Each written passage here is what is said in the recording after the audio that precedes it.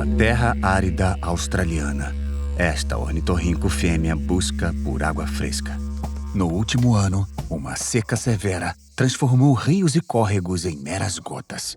Ela quase não sobreviveu e não conseguiu reproduzir. Será que o próximo ano trará mais sorte? É outono e gotas de chuva generosas finalmente caem do céu. Dentro de alguns dias, a ornitorrinco encontra um rio e começa a caçar. Seus pés com membranas a impulsionam e seu casaco de pelos à prova d'água mantém o calor junto a seu corpo. Submersa, sente o que está à sua volta com seu bico semelhante ao de um pato, equipado com cerca de 40.000 eletroreceptores. Isso permite que ela detecte os sinais elétricos minúsculos vindos dos nervos e músculos de um camarão fantasma. A ornitorrinco faz dele um lanchinho. E assim que volta à terra para construir uma toca, anda como um lagarto, com seus membros posicionados nas laterais do corpo. A ornitorrinco tem muitas peculiaridades. Como animal monotremado, é parte da espécie mais antiga de mamíferos viva. Portanto, tem mistura de características de mamíferos, aves e répteis, que se reflete em seu genoma. Por exemplo, mamíferos em geral têm um par de cromossomos que determina o sexo, mas o ornitorrinco tem 5 pares que se assemelham mais aos de um pássaro. Vamos torcer para serem usados. Ela recupera suas forças e, conforme o inverno se transforma em primavera, é hora de acasalar. Entretanto, ela não pode criar seu filhote aqui. A região ao redor começou a ser desmatada, causando a erosão da margem do rio. Ao invés disso, ela faz o caminho do rio acima e se instala em uma piscina clara e funda, abrigada pelo eucalipto vermelho do rio.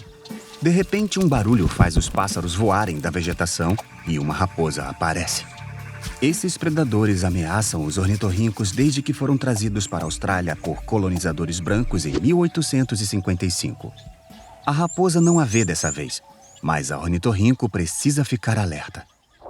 2 machos também ocupam essa área e em breve começarão a competir por sua afeição.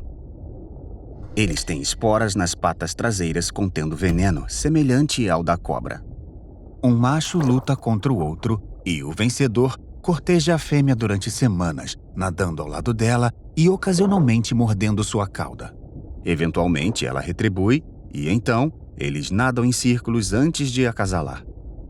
O ornitorrinco macho tem um pênis com características excêntricas, como 2 cabeças e espinhos que ajudam a fertilizar.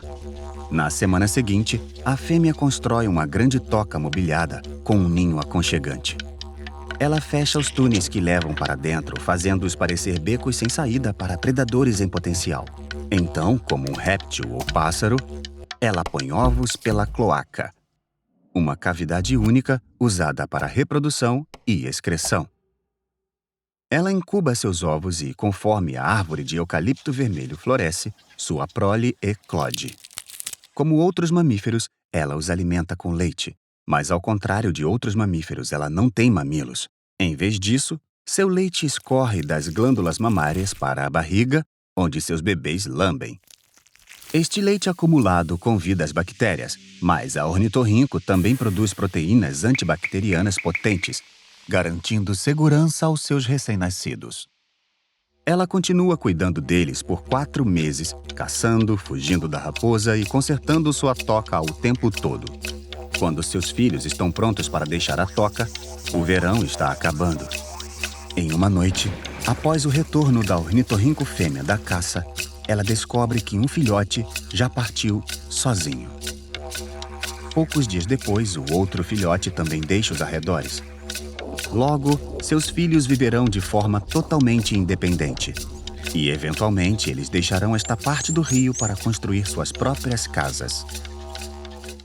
Se você gosta de aprender, inscreva-se em nosso canal. Toda semana publicamos novos vídeos sobre tudo, desde a história do mundo de acordo com os gatos, até como ser um melhor ouvinte. Fique ligado e fique curioso!